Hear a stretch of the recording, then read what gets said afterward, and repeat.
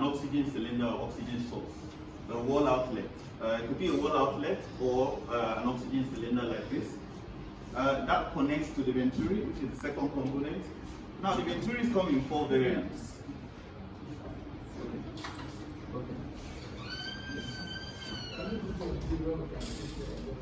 Yes. So I'm going to pass this around as well so that we can see. Can we turn on the lights? Yes. Yeah.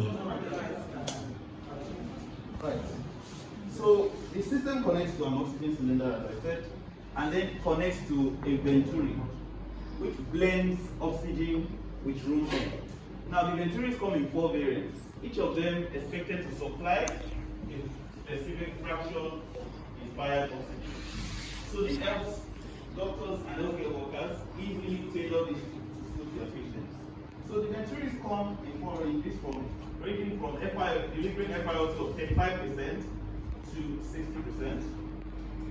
60%. So as a clinician, you can start off with the highest level, depending on the level of desaturation of the patient, and then gradually, wean off the patient that way.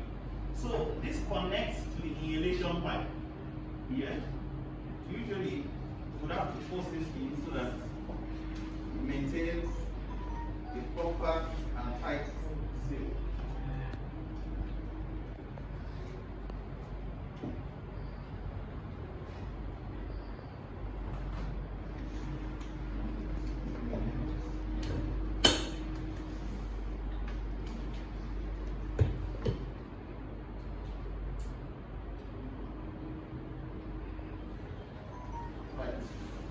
So this is the inhalation leaf. This is the part that supplies oxygen to the patient. So this part is connected to the mask. Now this is a CPAP mask, and it has been specially designed to work with this system. Now I will couple the CPAP mask first, this way.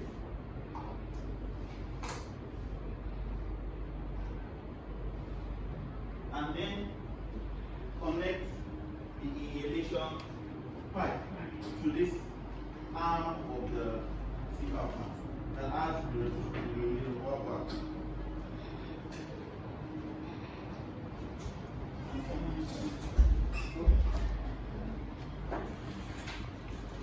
So after doing that, I will then connect the other limb, which is the exhalation pipe, to the other side of the mask. In doing all of this, it's important that we ensure that it's all the tight seal so that oxygen cannot escape. And then the next thing I will do will be to connect this to the bacterial and viral filter. Of course, we don't want generated aerosols to put health workers at risk as well.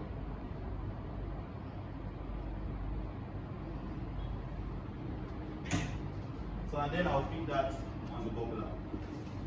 This bubbler is calibrated to make it easy for you to titrate the pressure. So the bubbler is what maintains, is what provides the positive end expiratory pressure. So the level of the water, of the tube below water, is what determines the pressure we're giving to the patient. Usually, peak positive end expiratory pressure in the lungs is between 10 to 20 centimeters of water. So we're playing it safe as much as possible by offering 10 centimeters of water, and you can titrate that downwards simply by decanting or reducing the level of the water below the depth of the tube below water. So I'm going to start the system now.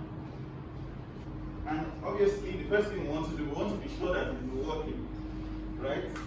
So we are going to put that on the patient and be sure and just observe what the current oxygen saturation is.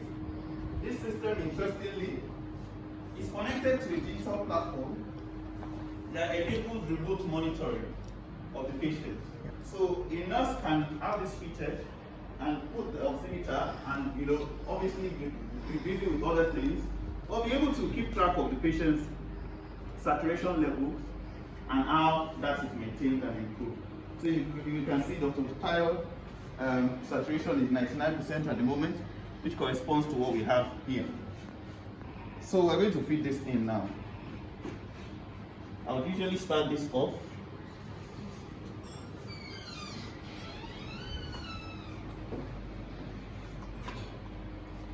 Yes.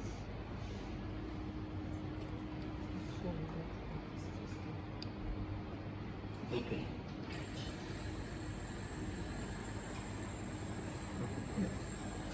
So you can put this up. What's between this? No, it's not this.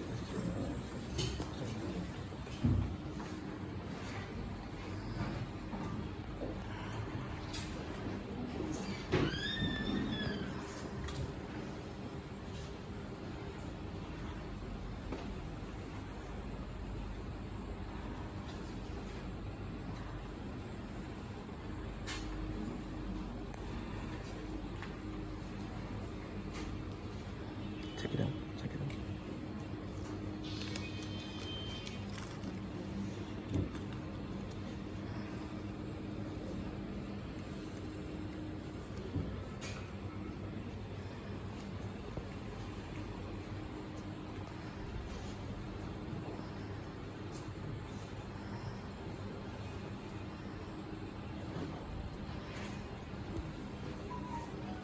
Sorry, Dr. Tayo.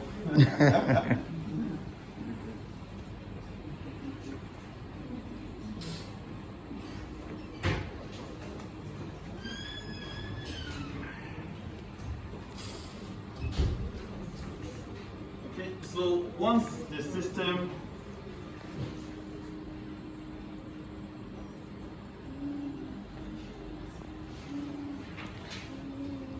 I think you should keep that one so we can keep seeing what's going on. Just listen to it.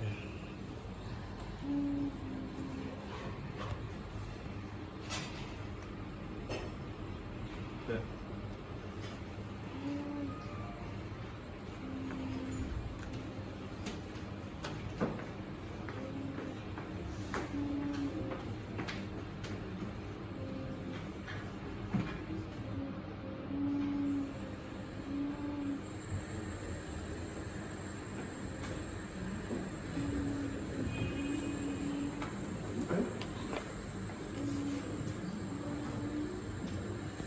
Yes.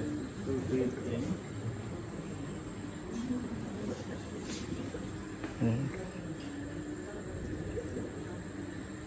Right. So if you see from the system, so with this venturi, there is a specific flow rate that we're to deliver the flow of oxygen.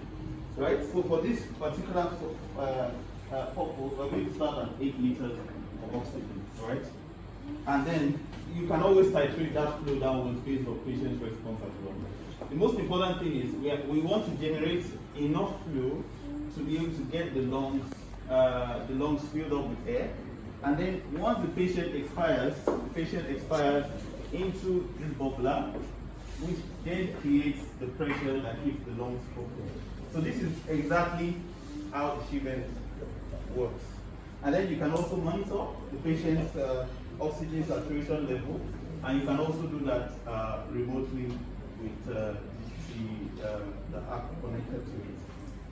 So that's exactly how the setup works. It takes about 5 to 10 minutes to get all of this set up and have the patient effectively breathing. Now, this will not be appreciated in a patient that is healthy and breathing normally, but with a patient that is in respiratory distress. What this does is it reduces the work of breathing of the patient.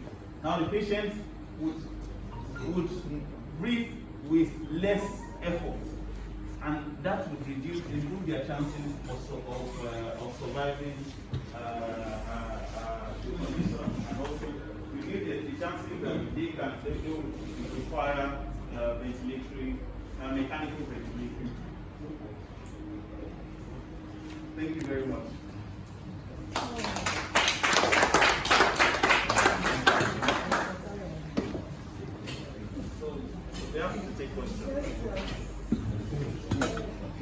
can dismantle it, yeah, so no worries. You can take that.